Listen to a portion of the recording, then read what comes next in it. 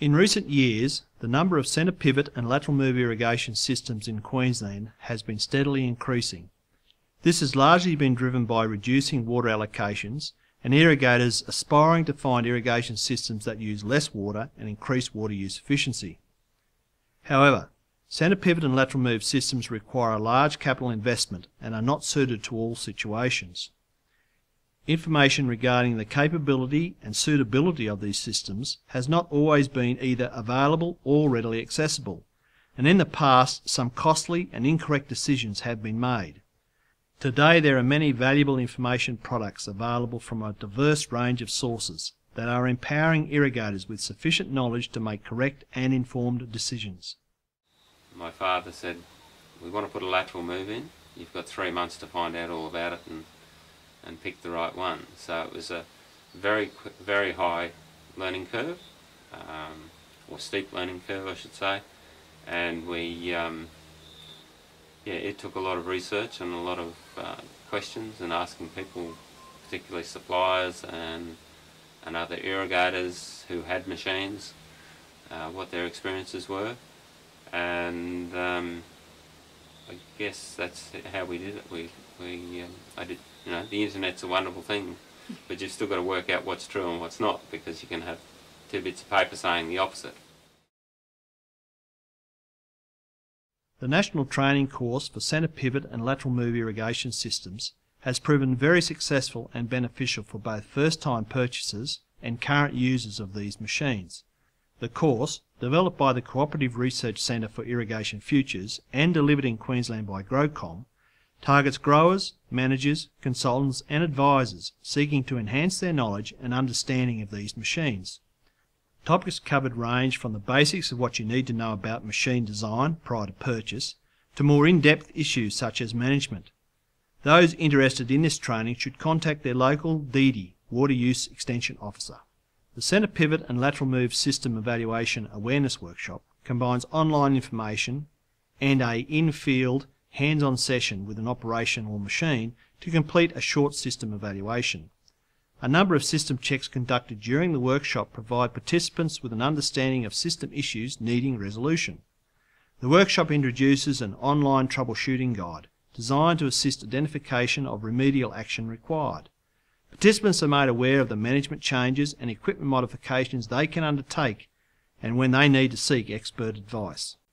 The Centre Pivot and Lateral Move Fertigation workshop, conducted in association with GrowCom, provides irrigators with the opportunity to increase their understanding of the principles of applying fertiliser through their centre pivot or lateral move system. It also addresses design considerations in the use of fertigation and the setup that best suits their farming operation. The workshop also seeks to increase their knowledge about crop nutrition and product compatibility. The Internet is a valuable resource for reviewing the different brands and types of overhead systems that are available. Leading manufacturers provide detailed information on their various machines and componentry. This information ranges from the basic system designs to the more advanced machines that include the most recent technological developments, such as variable rate irrigation and remote automation control. The major manufacturers are Bauer, Lindsay Zematic, Pierce Corporation, Renke, T&L Irrigation and Valley Irrigation. Sprinklers are produced by 2 companies, Nelson and Saninger. Each provides extensive information on their websites. Local suppliers and dealers can be an additional source of information. Discussions with those familiar with local conditions will assist in determining the most applicable system for your farm layout. As suppliers are responsible for developing the total package, the more information you have and can supply, the easier this process is and the better the final design of the system. Further advice can also be sought from independent consultants who can advise you about the different systems and sprinkler packages. They also will be able to help you compare quotes. There are online tools available to help understand some of the concepts around the use of centre pivots and lateral moves. Overshed is a simple visualization tool that enables evaluation of irrigation management strategies for centre pivot and lateral move machines.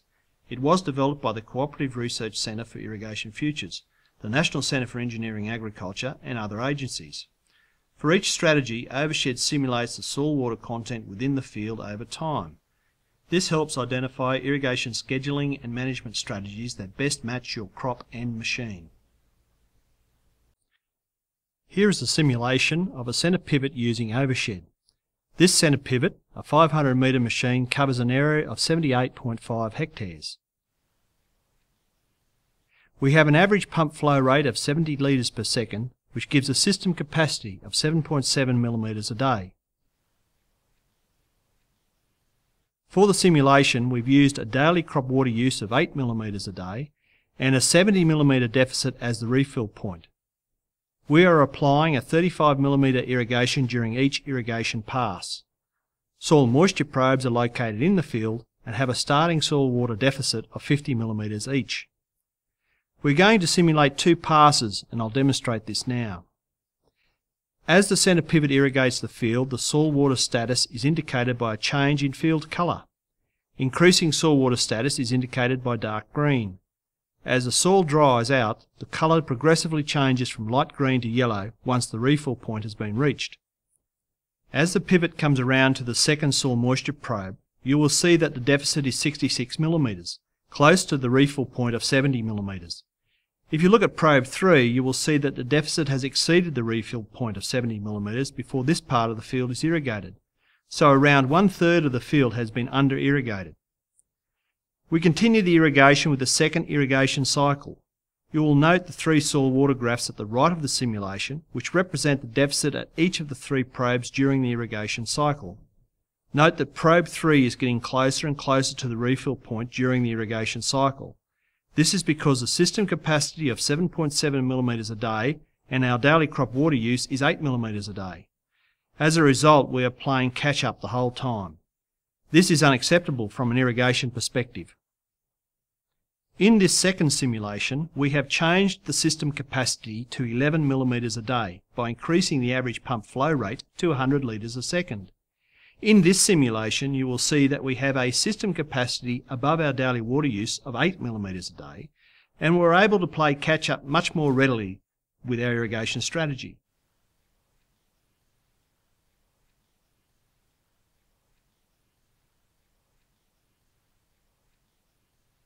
In our first irrigation cycle, we still have the deficit at probe 3 reaching the refill point before we irrigate. However, as we move through into our second irrigation cycle, we are able to increase the soil water status at each of the probes. This is what we want to do. It provides us with the ability to deal with breakdown or shutdown for system maintenance. The next available tool is crop water use. Developed by the Queensland Government, it can be used to estimate the total and peak crop water use for crops at your location. This information is essential during the design phase for your proposed centre pivot or lateral move. This application is designed to help farmers and industry professionals calculate the total water use of a crop. It uses historical climate data for the period 1957 to 2008. Users can enter their location and crop characteristics to gain an insight into the total water requirements for their situation. They can also see the variability in water requirements from year to year. To access crop water use, enter the address cropwateruse.dpi.qld.gov.au into your internet browser. The crop water use homepage will appear. If you are a new user, you will need to sign up by clicking on the Sign Up button here. Once you have registered, you can log in using the login area here. Enter your email address and the password you have chosen. Then click on the Login button.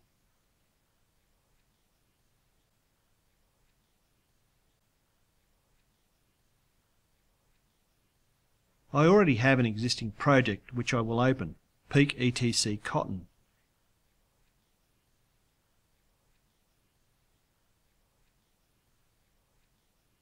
In this project, I am looking at the irrigation requirement for a 15th of September planted cotton crop at St. George. I choose to perform a custom analysis, which enables me to change the irrigation efficiency to 90% and the irrigation deficit to 40 millimetres, reflecting irrigation management with an overhead irrigation system. I choose to analyse the data for the period 1988 to 2008. Then I click on the Analyze button to generate a set of graphs and reports. The first graph that appears shows the average daily crop water use for the crop and period specified. These provide a basis on which to calculate your desired system capacity for your overhead system. It must be remembered that these are average figures only, so an adjustment needs to be made to allow for extreme heatwave events and any downtime for system maintenance.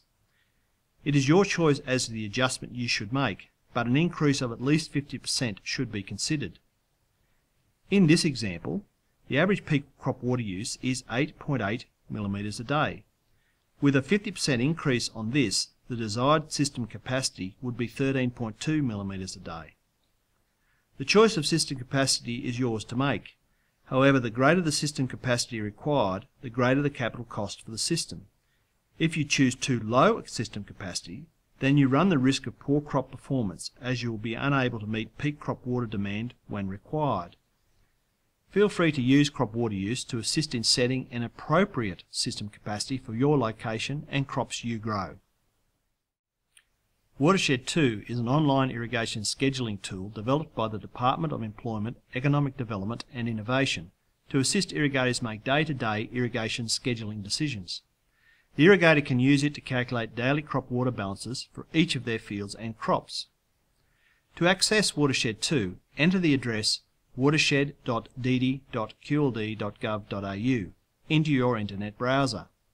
The Watershed 2 homepage will appear. If you are a new user, you will need to sign up by clicking on the Sign Up button here. Once you are registered, you can log in using the login area here. Enter your email address and the password you have chosen. Then click on the Login button. I already have 2 existing farms. I'll open up the Neatsfield farm, which is located at Dalby and has 3 fields. I'll choose Field 2, 2011-12, which is a 100 hectare cotton crop planted on the 17th of October 2011. It is irrigated using an overhead system when the soil water deficit is at 60 millimetres. Irrigation is stopped when the deficit is at 25 millimetres to allow for in-crop rainfall capture. The irrigation system capacity is 11 millimetres a day. The field can be fully watered in 3 days with an expected application efficiency of 90%. You can also enter economic information for the crop.